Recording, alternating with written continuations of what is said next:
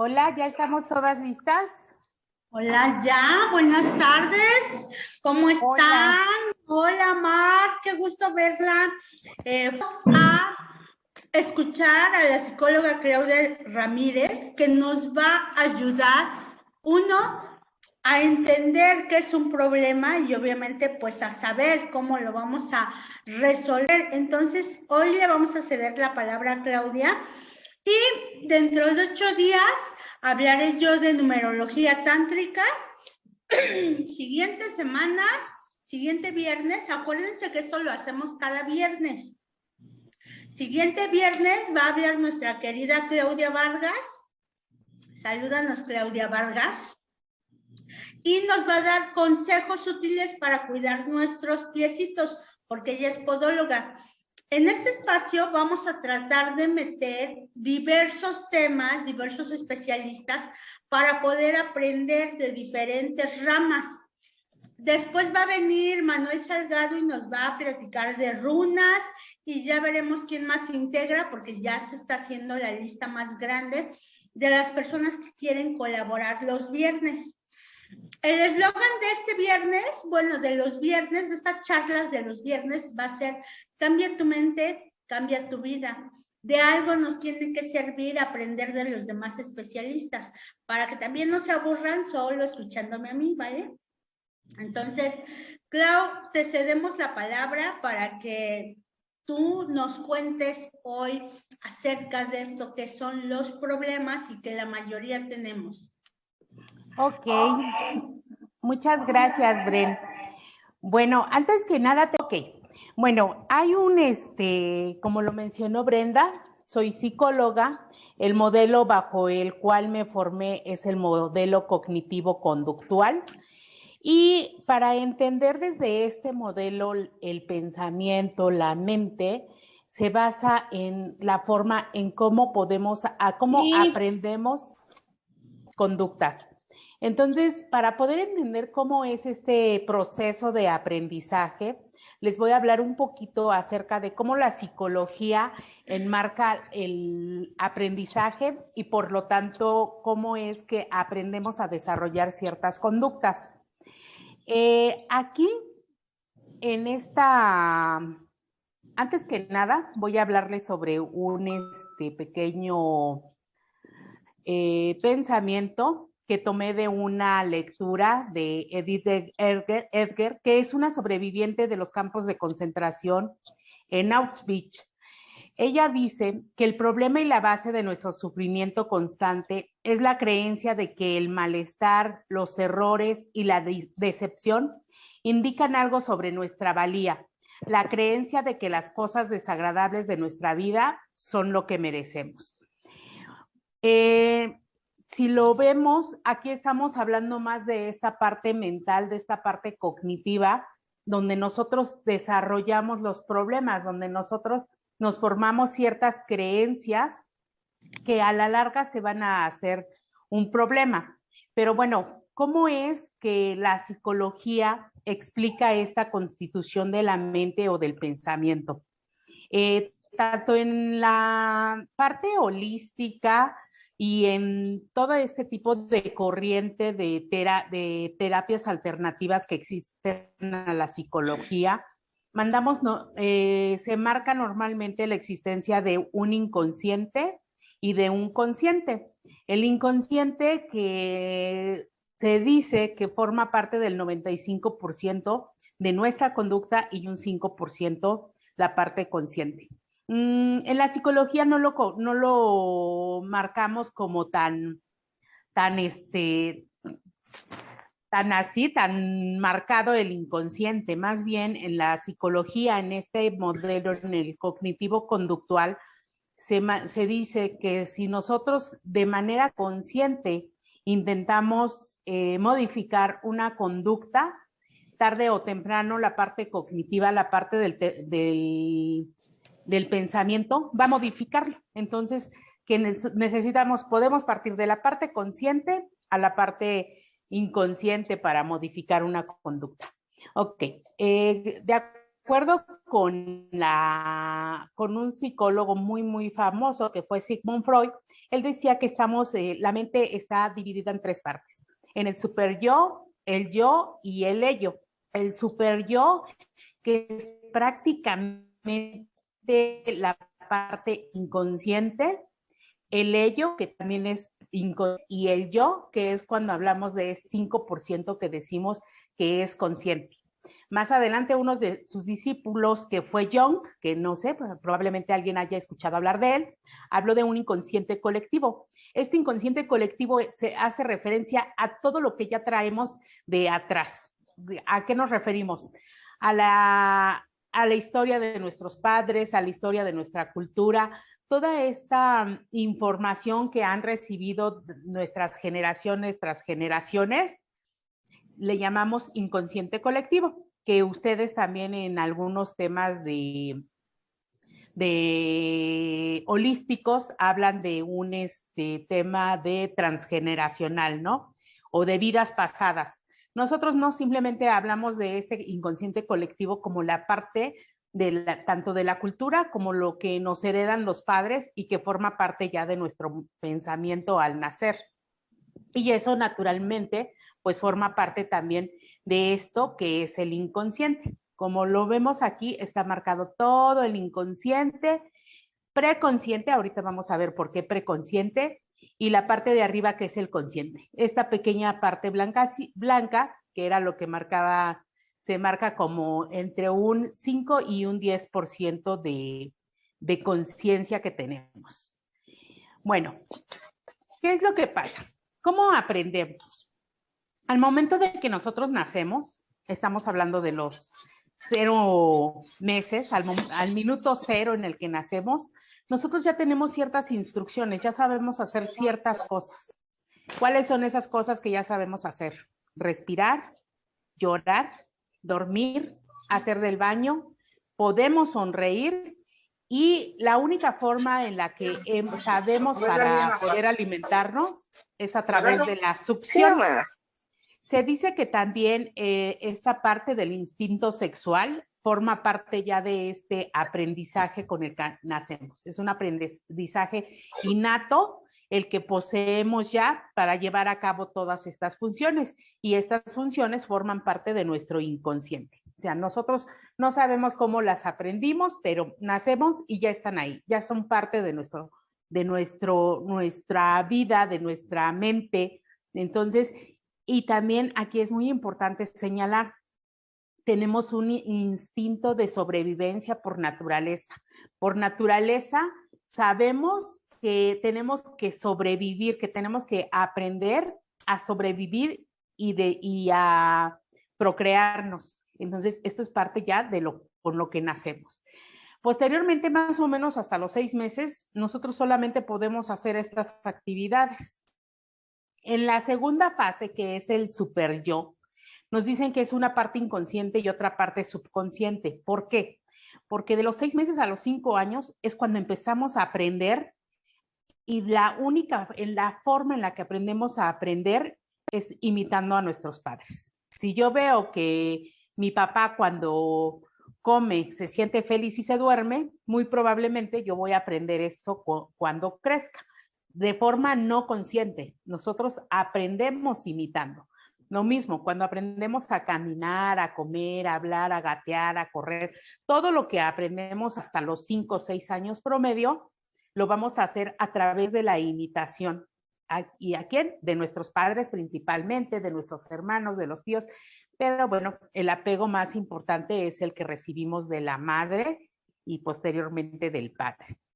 Entonces, este super yo sigue siendo parte del inconsciente. ¿Por qué?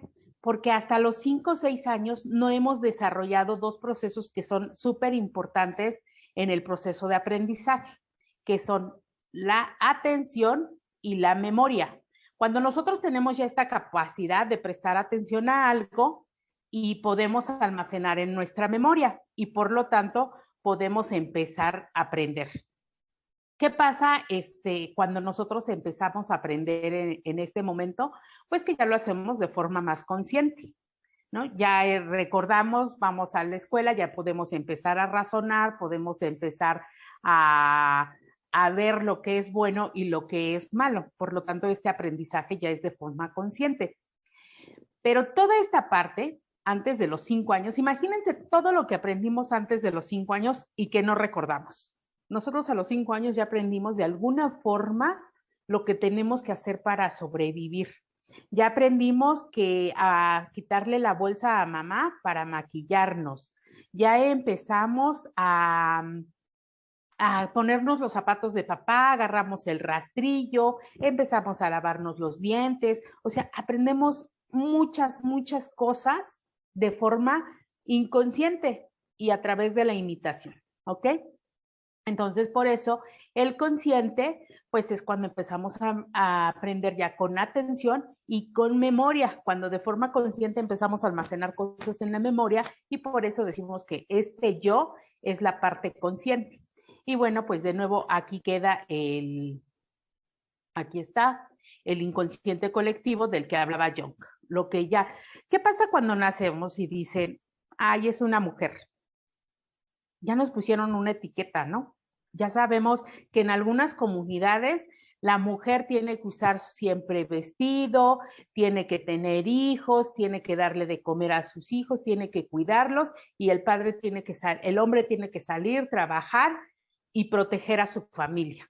Pues bueno, todos esos rasgos ya forman parte de un inconsciente colectivo. Por eso a veces nos es tan difícil desprendernos de ciertos patrones que hacen el común de las mujeres. Ok, bueno, cuando nosotros empezamos a aprender de esta forma consciente, desarrollamos conductas. Estas conductas pueden ser positivas o pueden ser negativas. El hecho de empezar a convivir en sociedad con otros seres humanos hace que estas conductas nos empiecen a generar problemas o conflictos dentro de nuestro entorno. Entonces, ¿qué es lo que dentro de estas conductas también están los pensamientos? Entonces, aprendemos a pensar como nos enseñó mamá, como nos enseñó papá. Si papá y mamá aquí antes de los 5 años se la pasaban diciéndome que éramos tontos o que tú eres vieja y tú nada más tienes que aprender a cocinar o tú estás para servirle al hombre, todo lo que vemos en esa etapa es bien importante porque lo aprendemos de forma inconsciente. Y cuando nosotros empezamos a vivir esas conductas de ser celosas, de ser posesivas, de ser desordenadas u ordenadas, normalmente ya las aprendimos aquí de forma inconsciente. Entonces, la psicología nos dice que debemos de abordar estas conductas que nos ocasionan problemas y las podemos empezar a modificar.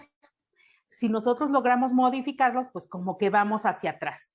Empezamos a borrarlas del inconsciente y eso hace que, dicen que son 21 días para formar un hábito. En la psicología no es así. En la psicología son 6 meses como mínimo para repetir conductas y poder decir que estamos empezando a modificar el inconsciente.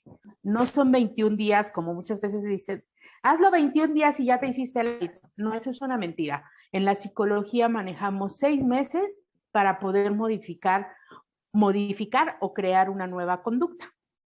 Entonces, bueno, dentro de esta conducta también desarrollamos pensamientos que muchas veces son el origen de nuestros problemas. A veces los problemas no son reales, simplemente están en nuestra mente. Entonces, si nosotros vemos la definición de lo que es un problema, dice, es un asunto o cuestión que se debe solucionar o aclarar una contradicción o conflicto entre lo que es y debe ser, una dificultad o inconveniente para la consecución de un filtro o un disgusto, una molestia o preocupación. Me gustaría que alguien me diga un problema que tiene actualmente. Hola, Clau. Hola. Pues yo pudiera pensar que es un problema que tengo que estar guardada cierto tiempo porque me contagié, etcétera, etcétera. Entonces tengo que seguir las reglas y eso me causa como incomodidad. A pesar de que yo ya me siento bien, pero tengo que seguir las reglas que me proponen. Entonces, va un poco en contra de mi comodidad, de lo que yo quiero hacer. ¿Y este es un problema real o irreal? ¿Que está en tu mente o que realmente te provoca un problema quedarte en casa y estar guardada? No, pues es mi mente, es ansiedad, yo creo, ¿no? Exacto, porque, o sea, ¿cuántas veces nos salimos a trabajar y decimos, ay, qué fastidio salir, ¿no? Del tráfico. Entonces, ¿qué pasa si empezamos a modificar los pensamientos de nuestra mente y empezamos a ver todas las ventajas que nos da el estar guardada, como tú lo dijiste, ¿no? Exacto. Entonces, porque en casa también podemos hacer ejercicio, o sea, tiene sus grandes ventajas estar en casa. Podemos salir a caminar porque nos estamos ahorrando tiempo para transportarnos. Tenemos tiempo de cocinar nuestros alimentos y hacerlos más sanos y no salir a la calle a comer. Entonces, si nosotros cambiamos todos esos pensamientos negativos que nos genera el encierro, seguramente nos vamos a sentir mejor y vamos a tener menos ansiedad y menos estrés. Pero ¿qué pasa si el problema no fuera ese? Si el problema fuera que no tengo dinero porque me quedé sin trabajo. ¿Ese es un problema real o imaginario? A veces sí es real. Efectivamente, ese sí es un problema real que no tiene que ver con que en la mente estemos trabajando desde otro lado. Bueno, para este tipo de problemas, para los problemas que realmente son, y a veces son cotidianos, o sea, forman parte de la vida, como esto de quedarnos sin trabajo, es muy común quedarnos sin dinero, tenemos que aprender a cómo solucionarlos. Entonces, la psicología para este tipo de problemas también desarrolla técnicas. En este caso, hay una técnica que se llama solución de problemas, donde en primera pues tenemos que definir si es un problema real de la mente o realmente si es un problema al que podemos solucionar. Entonces, es definir el problema, que hacemos una forma de cómo generar soluciones o alternativas a ese problema y tomamos una decisión. Naturalmente, esto es una técnica que requiere una cierta capacitación y un cierto aprendizaje de cómo se va estructurando la solución. Entonces, bueno, pues este es uno de los temas de psicología.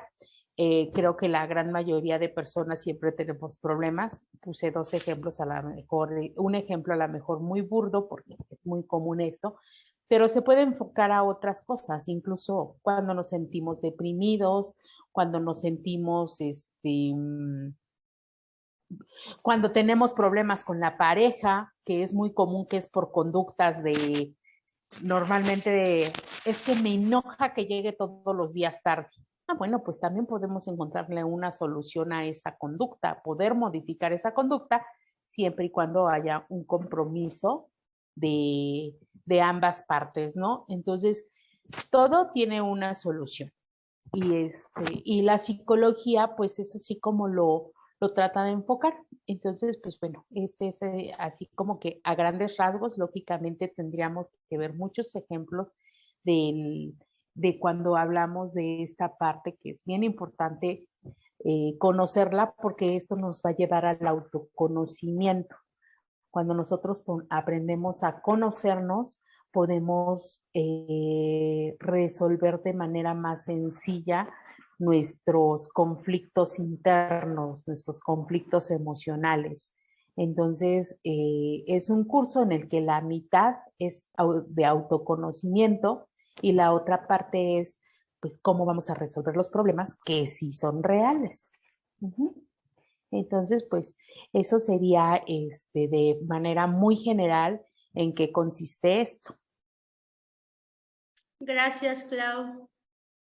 Pues Bueno, nada, Brin. chicas, esta es la parte como más pragmática de Aloha, ¿no? O sea, la parte que va de acuerdo a la psicología, todo lo demás que utilizamos son técnicas para resolver problemas desde el ámbito más holístico, pero en esta cuestión real, tangible, para las personas que les gusta lo pragmático, lo científico y todo esto que ofrece la psicología, pues tenemos a Claudia para que nos pueda ayudar.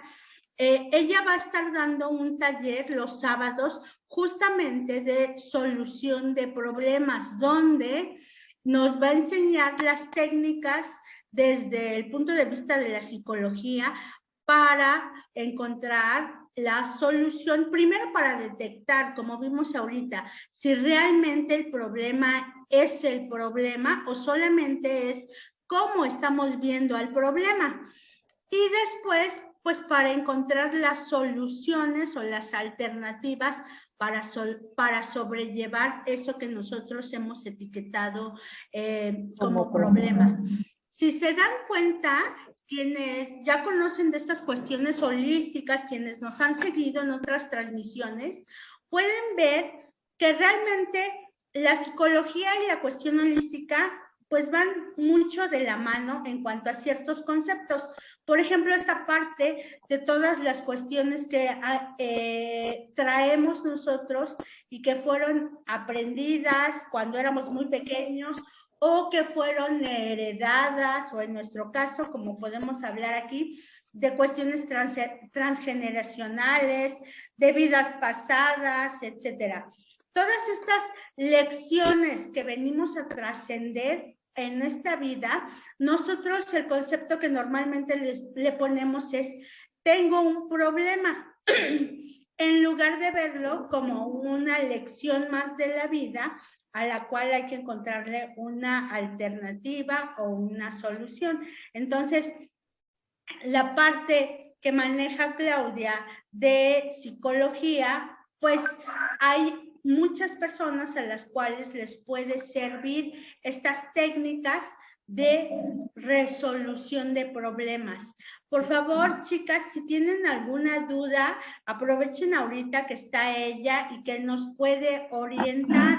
Digo, no solamente en esta cuestión de los problemas, ella va a estar dando terapias psicológicas aquí en Aloha, entonces, si tienen alguna duda al respecto que tenga que ver con la psicología, pues sáquenlo. Si en algún punto fueron al psicólogo y no obtuvieron la atención deseada, pues aquí está la alternativa para que puedan expresar todas estas experiencias por las que hayan pasado.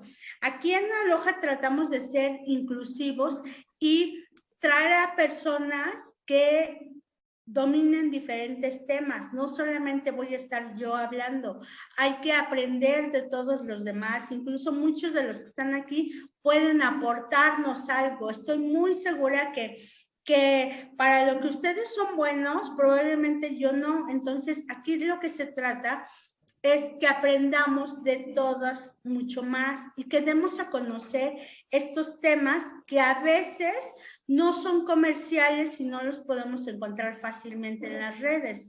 Entonces, si tienen alguna duda una pregunta para la psicóloga, pues adelante, chicas, abran su micrófono para aprovechar que está aquí. Recuerden también que la psicología es una parte, uno de los objetivos importantes de la psicología es el autoconocimiento. Muchas veces podemos acudir a ciertas terapias que nos pueden ayudar de momento a resolver una situación o hacernos sentir bien de momento.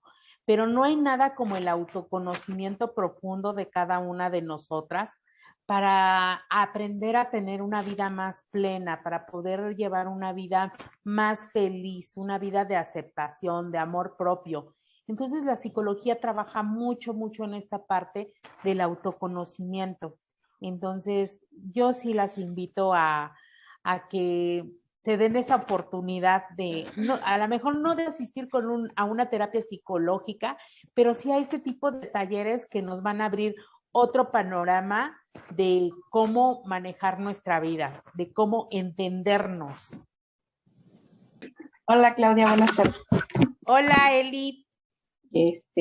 A ver, aquí es una situación, yo creo que a veces siento que que existe mucho el yo hago, y no puedo delegar a otra persona porque siento que no es capaz de hacerlo o porque no tiene el interés que yo tengo para mi negocio, ¿no?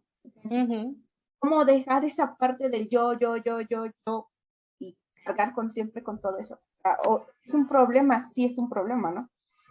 Desde luego que sí. Y curiosamente es un problema que te creas en la mente. ¿Por qué?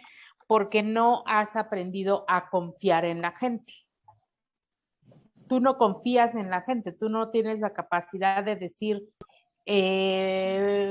fulanita lo puede hacer, pero hay un secreto, dicen por ahí, que imagínate que todo lo que hace tu negocio, todo lo que se hace tu negocio, tú simplemente tuvieras que verlo desde afuera y decir, ¿cuánto generé este mes? 1,000,000 de pesos. Qué padre, que siga funcionando. ¿Quiénes hacen el trabajo? La gente que está ahí. ¿Y cómo es que puedo hacer que la gente trabaje? Confiando en ellos y capacitándolos para lo que hacen. Cuando tú tengas esa seguridad, esa plena seguridad de que la gente hace su trabajo de la forma correcta, vas a generar hasta más dinero de lo que generas ahora, porque es una realidad que cuando estamos en esta parte de rol de patrón, pues queremos estar cuidando todos los detallitos. Imaginemos a un Carlos Slim, se va a preocupar porque si el Sanborns de la sucursal centro no llegó a su meta mensual. No, él está pensando, viendo otros negocios, está pensando en cómo va a expandir más sus negocios. Entonces, ¿qué tenemos que hacer? Aprender a confiar en la gente. Y para eso, pues hay ciertas técnicas cognitivas que nos ayudan a poder hacer esto con nuestra gente, porque igual y tenemos que trabajar con tu gente, ¿no? Para que desarrollen ese amor por su trabajo como lo tienes tú. Gracias.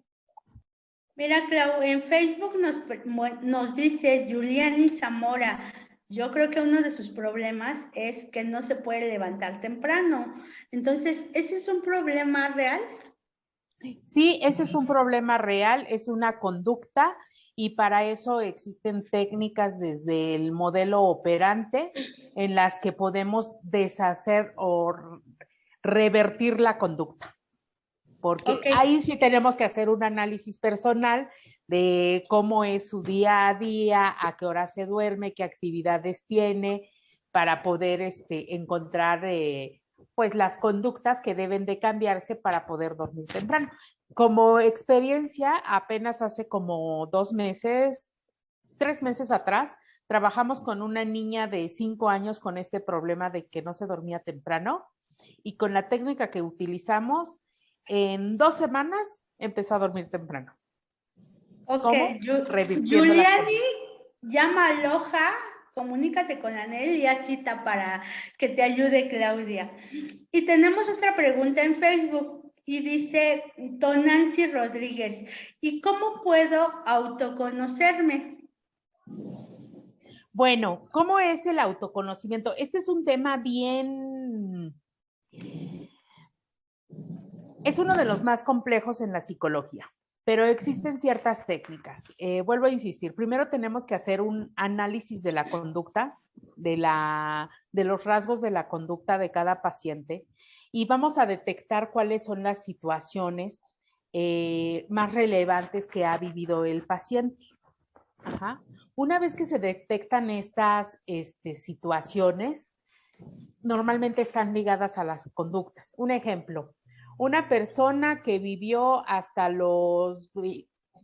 sus papás se divorciaron desde muy niña y a los 21 años su mamá tiene una nueva pareja.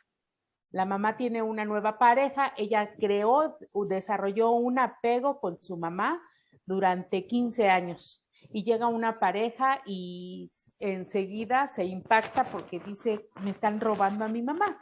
Y la mamá dice, lo siento, hija, pero también quiero tener vida propia, ¿no? Y ella lo que hace, pues es buscar a alguien que sustituya el amor de su mamá. Y entonces agarra y pues se va con su novio, ¿no? ¿Qué pasa aquí con todos los sueños que tenía esta chica cuando estaba con su mamá? Los trunca esta situación.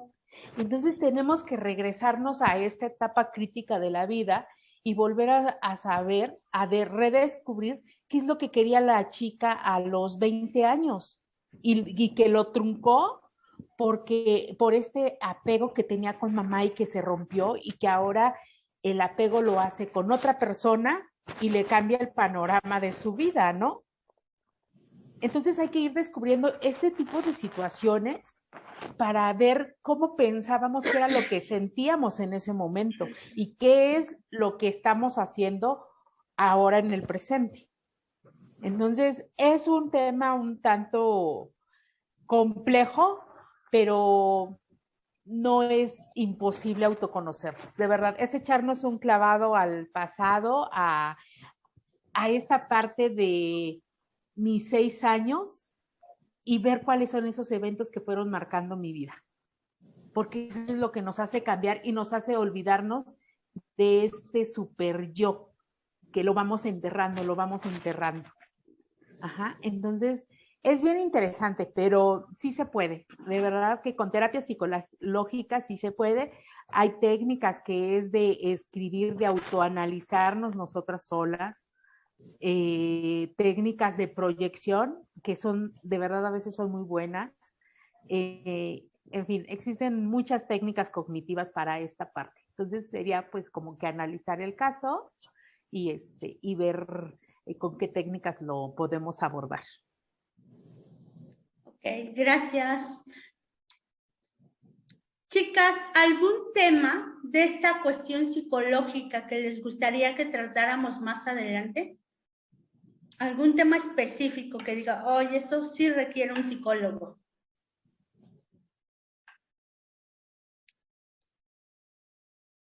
¿Cómo saber diferenciar la clásica famosa hoy palabra que se dice mucho, el tóxico? ¿Qué es tóxico? ¿Qué tan bueno es eso que conocen como tóxico? Sí, eso es algo muy, muy común hoy en día, las relaciones tóxicas. Acabo de leer hace poquito algo que decía, cuando estoy con mi pareja,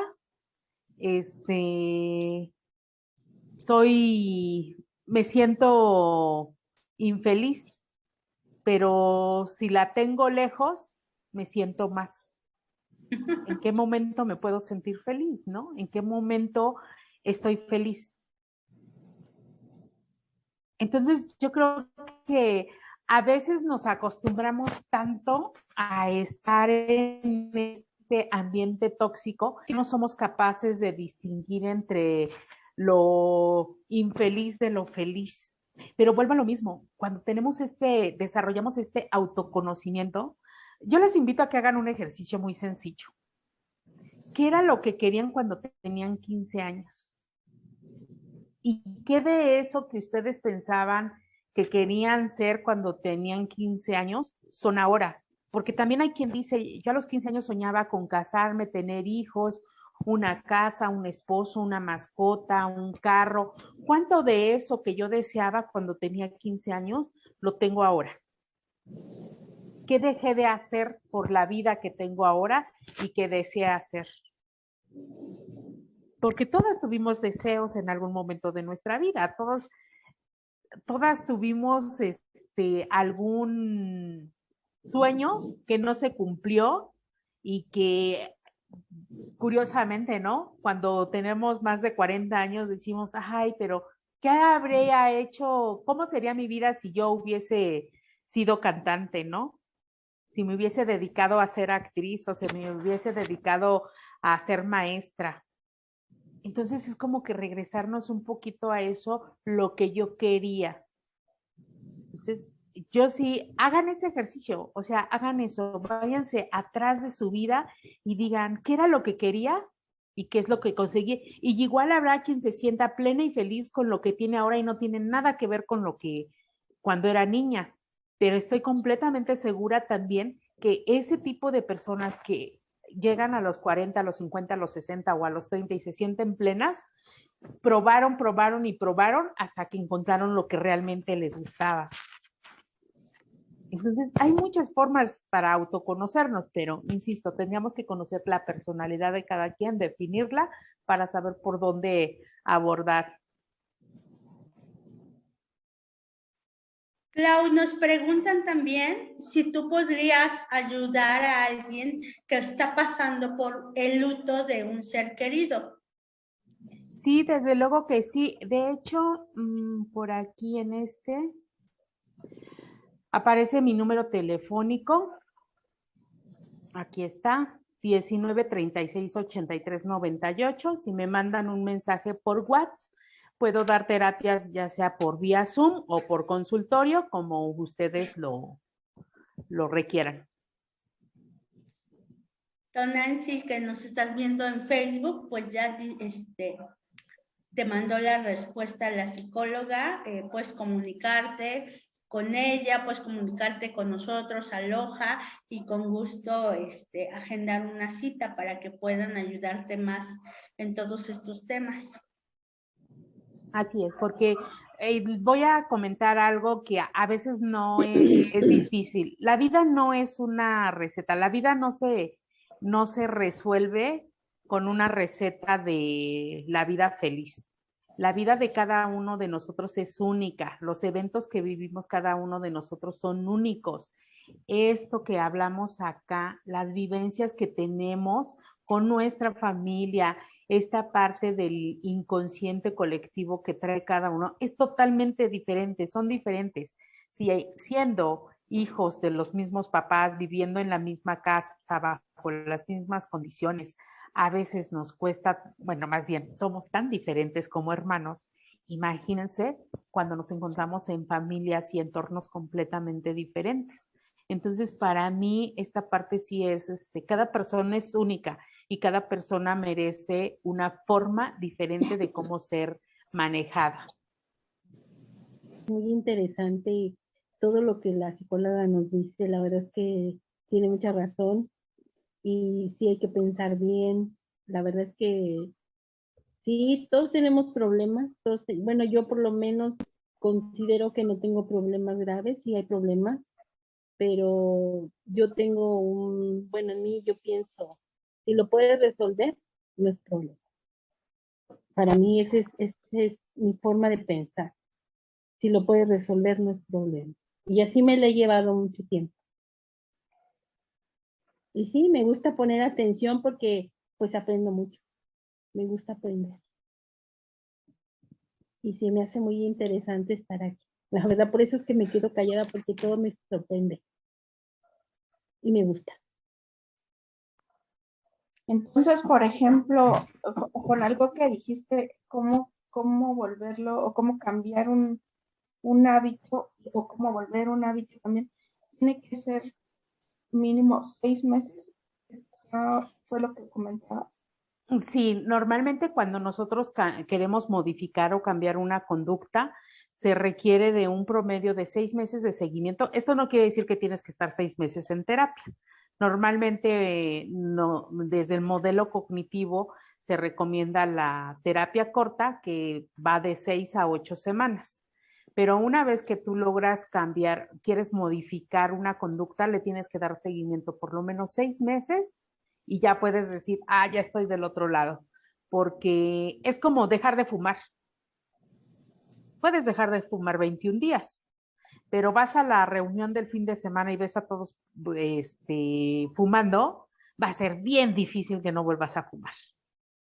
Entonces, para evitar esto, o sea, existen, apoyo de grupos, entonces hay que estar constantemente en este tipo de apoyos, por lo menos una vez al mes, para evitar las recaídas.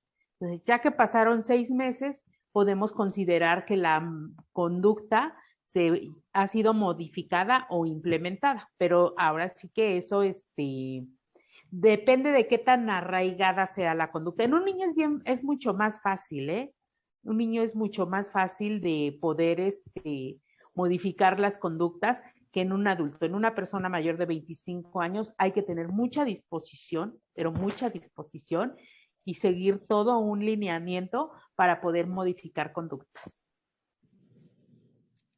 Ok, y solo para complementar esto para crear los hábitos, en la parte más comercial y lo más barato, por decir así, de Facebook y de YouTube, te dicen que cuando quieres cambiar algo en tu vida, que lo hagas por 21 días. Lo único que va a suceder cuando hacemos algo por 21 días es crear una red neuronal para que nuestro cerebro esté consciente de ese nuevo hábito que queremos crear. Por ejemplo, podemos hacerlo por 21 días, hacer ejercicio y excelente, haremos ejercicio tal vez 5 o 6 semanas continuas, pero vamos a parar y vamos a dejar de hacer ejercicio. Este es un trabajo constante y profundo. Perdón por decirlo, pero yo digo, publicidad barata o no sé cómo llamarle a ciertos comerciales en YouTube que te dicen en 21 días cambias tu vida. Es mentira. O sea, en 21 días solo creas una red neuronal para que tu cerebro sea capaz de entender un hábito que tengas, de entender una nueva ruta en el cerebro, una nueva creencia, más no quiere decir que a partir de la repetición de ese evento por 21 días ya se te quede impregnado para toda la vida. Entonces sí requiere chambita, y yo siempre les digo, a veces me preguntan en consulta, ay, ¿cuántas veces tengo que venir contigo? Y yo luego les regreso tal vez un tanto cínicamente la pregunta y les digo, ¿cuánto tiempo llevas con esta cuestión? ¿Cuánto tiempo llevas con esta enfermedad? ¿Cuánto tiempo llevas con este conflicto? O sea, queremos todo express, señores, pero no se puede. O sea, con 21 días solamente vamos a crear una ruta neuronal en nuestro cerebro. No se te va a quedar el hábito para toda tu vida. Entonces, está muy interesante esto que dice Claudia, porque de alguna forma, estoy muy segura que muchos han intentado modificar conductas y han creado patrones por 21 días y después lo harán unas semanas, yo no creo que ni siquiera varios meses, y después vuelven a la conducta anterior que por simple costumbre, pues gana, porque esa conducta lleva años presentándose en su vida, y en 21 días, créanme que no se elimina por completo. Entonces, creo que José querías hablar, levantaste la mano hace un rato, no sé si fue por error, pero si tienen más preguntas, aprovechen que está aquí Claudia, porque dentro de 8 días me van a tener a mí nada más. Bueno, yo sí tengo, bueno, no sé si sea un problema, como dicen. Bueno, para mí sí me ha generado como que un conflicto, ¿no? Últimamente. El que me digan cómo es posible que he logrado tantas cosas estando sola. Pero luego también me dicen que tú necesitas a alguien para que puedas lograr cosas, y yo le digo, pues no, porque sí he visto o he logrado cosas no teniendo una pareja. Entonces, de cierta manera, sí como que me ha tenido como que un conflicto ahí de decir, o sí o no. Yo siento que no, pero... A ver, José, una pregunta, pero tu conflicto es porque quieres tener una pareja o porque no quieres tener una pareja. No, mi conflicto ha sido así de, antes no lo aceptaba así de decir, yo he hecho esto, o sea, como que no me daba ese privilegio de mí misma de decir, he logrado tanto yo sola, ¿no? Ajá. Pero a lo que yo me refiero es que hay personas que luego me dicen, o que yo les comento un detallito, vamos a decir, no es que necesito esto hacer, pero pues ahorita con esta situación y la economía y todo, entonces luego me dicen, pues es que necesitas una pareja para que te apoye, para que esto, para que el otro, y yo digo, a ver, ya me pongo a ver todo lo que he hecho, y yo dije, lo hice sin estar con alguien. Ujú. Entonces, esa parte a veces como que me conflicta un poco. Ok, bueno, realmente no es un problema. Realmente es muy común que esto tiene que ver, volvemos a esto, al conflicto de la mente, tiene que ver con que nos importa lo que la gente opine sobre nosotros, ¿no? Que le prestamos importancia a lo que la gente opine sobre nosotros. Pero la verdad es que cuando estamos tan ocupados, yo uso el término de cuando tenemos una vida propia, es bien difícil que nos afecte lo que la gente piensa o diga de nosotros. En tu caso, José, tú tienes una vida propia, eres una mujer independiente, autónoma, y no es el común, no es el común que las mujeres seamos independientes, autónomas y tengamos esta percepción de que no necesitamos de una pareja para hacer cosas.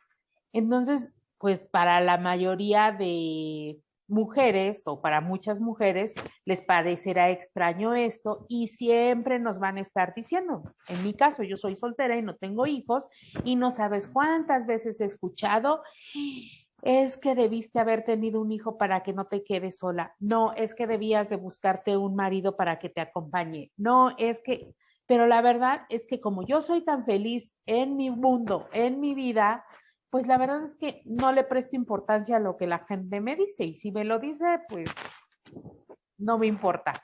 Entonces yo creo que es esto, José, como eres una mujer tan autónoma e independiente, pues la gente siempre estará buscando algo que decirte de por qué, porque hasta eso tenemos como característica y sobre todo aquí en México. No nos dan, pero sí les encanta estarnos diciendo. No nos ayudan, pero ahí está. Entonces eso no, yo creo que no le debes de prestar importancia. Aquí lo importante es lo que tú piensas, lo que tú sientes y lo que tú quieres. Y si tú eres feliz así, sola, independiente, autónoma, muchas felicidades. Gracias. Sí, sí soy feliz. Sí me considero feliz. Así Gracias. es, entonces no, la gente es así. Gracias. Yo lo único que agregaría es, a lo mejor, en base a esto que Claudia nos invita, que es el autoconocimiento, generar un autovalor, autoamor. O sea, independientemente de que nos sepamos muy buenas, muy chingonas, muy lo que quieran, si nosotros no nos amamos, en el momento en que fortalecemos esa relación con nosotras mismas, pues ya lo que nos digan es lo de menos. Entonces, eso también es parte de nuestro trabajo, sobre todo como mujeres, sobre todo en México, viniendo o viviendo en un país machista. Hacemos mucho, somos muy productivas, somos las madres de familia que criamos a los futuros mexicanos. Entonces, si nosotros al autoconocimiento que nos invita a la parte psicológica, le agregamos este autovalor, realmente valorarme, ver todo lo que he hecho, lo que he logrado, lo que sigo haciendo, ya cuando nos dicen o no nos dicen, pues se empieza como a resbalarse. Entonces, sugerencia, y se los hemos dicho en esta plática, unas frases breves y facilitas. Me amo y me acepto completa e incondicionalmente, como soy, así como José, que es muy, que sabe todo, que puede todo, que se ama, y verdad, o sea, todo cambia. Ya las opiniones de los demás, cuando alguien te diga una opinión así, nosotros tenemos una herramienta que se llama interesante punto de vista. En Access Consciousness, saliendo un poco de la psicología, cuando alguien nos dice algo así, como que ay, sí eres buena, pero te hace falta un marido por ahí, o qué bella te ves con ese vestido, pero si no tuvieras sobrepeso, wow, lo lucirías mucho más. Nosotros solo respondemos, interesante punto de vista. Y quienes ya han estudiado conmigo Access Consciousness saben perfectamente qué significa interesante punto de vista. Entonces, libérense de esas malas vibras o de esas personas que ni te aportan, no te suman, pero cómo están ahí como que echando el venenito. ¿Y cómo lo hacemos? No nos enganchamos ni decimos, ay, será cierto, ay, tiene razón, bla, bla, bla. O peor, lo afrontamos, ¿no? Ay, ¿cómo? Y le damos hasta nuestra energía, nuestro enojo, nuestro tiempo. No, lo cortamos facilito. Un interesante punto de vista, querido, y ya. A lo siguiente. Ese pues es un tip, no de psicología, es de Access Consciousness, pero les puede servir increíble para este tipo de personas que ni ayudan ni suman, pero siempre tienen como que ahí el comentario perfecto, hiriente y venenoso. De envidia normalmente. Exacto, exacto. Y de verdad, si conocieran a José, no, hace de todo. No le hace falta a nadie, nada. ¿Eh? No me hace falta nada ni nadie. ¿Lo ves? No hay problema que resolver. Claro, yo siempre que hay un comentario como eso, yo tengo 10 años sola y soy inmensamente feliz, de verdad. Porque en esos 10 años yo aprendí a valorarme, a ver lo que realmente soy y lo que puedo y puedo hacer para mí. Entonces, cuando yo oigo un comentario, porque son comentarios luego malintencionados, yo lo único que digo, el problema es tuyo, no mío. Tan. Y ahí te quitas, te desenganchas, porque lo primero que hacen es engancharte. Y yo digo, el problema es tuyo, no mío. Y ya, vuelta. Pero cuando los años te dan esa facilidad de pensar, de razonar y de contestar. Y ya. Porque no necesitamos que nadie nos diga lo que necesitamos, lo que nos hace falta o que tengamos que tener. No. Eso nada más lo sabemos nosotras. Y la edad te da la madurez, te da la experiencia para que tú hagas lo que necesitas hacer. Ese es mi punto de vista. Aquí en Facebook nos están preguntando, ¿cómo saber si estoy deprimida? Normalmente la depresión es casi sinónimo de tristeza. De tristeza, de no tener ganas de hacer nada, de querer estar solo, de llorar por cualquier cosa. Entonces, normalmente la depresión tiene estos síntomas, presenta estos síntomas. Hay diferentes niveles de depresión. Incluso con esta técnica de solución de problemas también se pueden abordar algunos casos leves de depresión. Porque recuerden que la depresión es que nos empezamos a hundir en un pensamiento trágico, negativo, y entonces estamos todo el tiempo dándole vueltas a ese, ay, es que estoy gorda, estoy fea, nadie me quiere, o nos puede dar depresión por un duelo, que ahí sí, el duelo tiene todo un proceso también.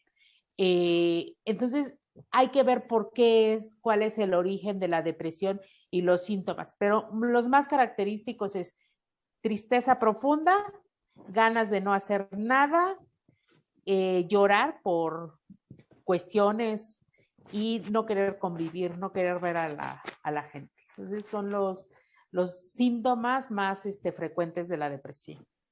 Y algo muy importante, no esperen a estar peor, a sentirse mal, a cubrir más síntomas. Si ya tienen uno de estos síntomas, entre más rápido le den atención profesional. La depresión, señores, no es un juego. Ese sí requiere una cuestión profesional. A veces es hasta química por neurotransmisores que no está produciendo su cerebro. Entonces, por favor, no esperen a sentirse más mal o a que alguien vaya y las rescate y diga, ay, pobrecita, te veo triste, te veo deprimida. No, en esto sí hay que actuar, por favor. También nos hacen otra pregunta, Clau. Nos dicen, ¿el perder la confianza a una persona es problema de quien pierde la confianza o de ambos o cómo se trabaja o qué hacemos aquí? Ok, si estamos hablando de una pareja, tendríamos que saber aquí si hablamos de una pareja, de un hermano, de un familiar o a quién le perdimos la confianza. El problema naturalmente es nuestro. Nosotros no podemos ni pensar ni sentir por el otro o por los demás. El problema es nuestro si le estamos dando importancia a esta persona. Si la persona es importante para nosotros, el problema es nuestro. ¿Quién lo tiene que resolver? Nosotros. ¿Podemos volver a confiar en la persona? ¿Queremos volver a confiar en la persona? ¿Sí? ¿No? ¿Puedo o no puedo? Si es un no, pues simplemente hay que hacernos a un lado y marcar un límite con esta persona. Sí quiero volver a confiar en esta persona, quiero mantenerme cerca de esta persona, pues hay que hacer aquí un trabajo en el que a veces puede sonar ay, pues qué fácil, pero es una decisión nada más. ¿Quiero volver a confiar en ella? Borrón y cuenta nueva. ¿Es fácil? No es fácil, pero es una decisión. Y ya habría que valorar, entonces, ¿por qué quiero volver a confiar en esa persona?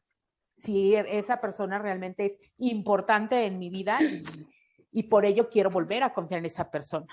Ajá, pero no es problema de la persona, de la otra persona, es problema nuestro. ¿Les quedó alguna duda? ¿Alguna sugerencia? Cualquier cosa pueden sugerirnos temas. Por ejemplo, por lo que veo aquí en los comentarios, siguiente tema podría ser depresión o relaciones en pareja, ¿no? No sé, a ver qué se te ocurre después, Clau, que nos puedas compartir para poder aprender todos más cada vez y podamos utilizar estas herramientas que a lo mejor desde el ámbito holístico no las tenemos, pero aquí buscamos apertura y buscamos aprender de todos.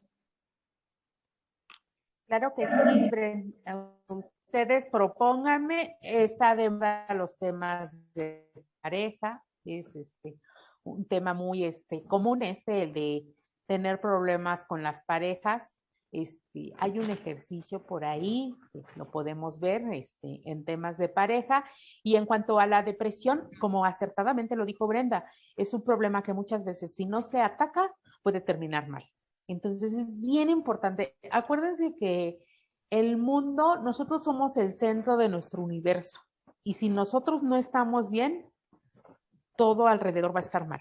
Entonces, es bien importante, bien importante detectar estos puntitos. O sea, si del día de 24 horas me la paso 20 horas triste, ya es un síntoma de alarma grave. Si de las horas del día, si todo de 7 días de la semana, 6 días no me quiero levantar y hacer nada, eso ya es grave. Entonces hay que medir qué tan grave son esos síntomas de depresión, ¿no? Y qué es lo que lo originó, ¿no? Normalmente hay un detonante. Entonces hay que descubrir ese detonante y ver cómo podemos cambiar nuestro pensamiento acerca de ese detonante o de ese suceso que ocurrió.